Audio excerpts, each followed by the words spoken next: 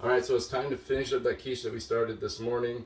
I'm on a little bit different angle because I'll be going in and out of the oven, and I think this works, so hopefully this works. I went ahead and I pulled out the quiche before it was completely ready, just because I knew there wasn't enough eggs in there. It's a new recipe. I put in too much of the ground beef, and so what I did to make up for that is I went ahead and added 6 more eggs.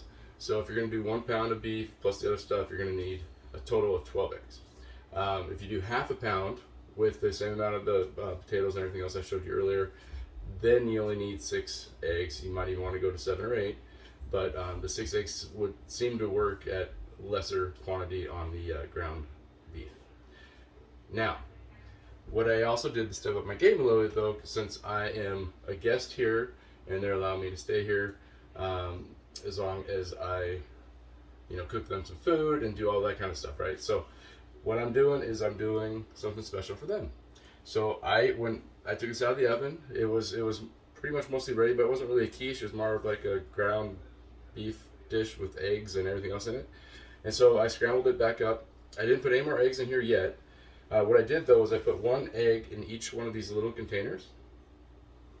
Okay, and I scrambled it up really good, made sure it was all frothy, got the bubbles going.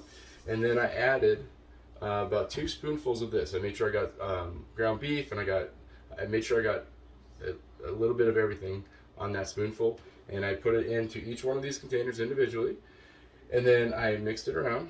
And then what I did is I added some of that fresh tomatillo, the fresh tomatoes, and so I got some more jalapeños, and I added those in here as well as the fresh bell pepper that you saw earlier too.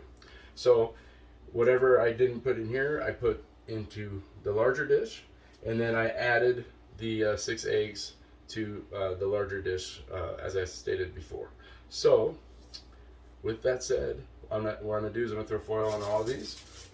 I'm going to get them in the oven and get them mostly ready, and then in the morning what I'm going to do is I'm going to pop downstairs early like I did this morning and finish it. Make sure you take it out of the oven and refrigerate it overnight so it sets. You could actually just go ahead and set this overnight and then finish it in the morning, which I'm actually going to do with these. This one is the one I meant I was going to get mostly done tonight, and then in the morning I don't want to burn it, so I'm going to make sure that it's just left a little underdone so that in the morning when I get out here I can put it back in the oven for a few minutes and it will finish cooking and not get all brown and kind of gross. But with these, what I'm going to do is I'm going to put these in the refrigerator overnight, and then in the morning I'm going to pop them in the oven and they're going to get cooked straight through, fresh for that morning's breakfast. It's going to be delicious. So I love you watching my videos. I am trying to do as many as I can, and with your support, tell your friends, your family.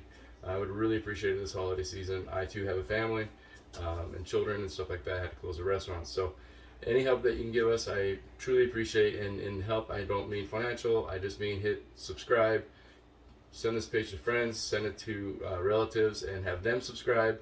If I get a few more subscribers, I might actually start getting paid at doing this gig. And I love it, and I know you like watching our videos. And if I start getting paid, I can hire people to do all this other stuff that I'm not very good at. Obviously, look at shadows. All right, cheers. Appreciate it.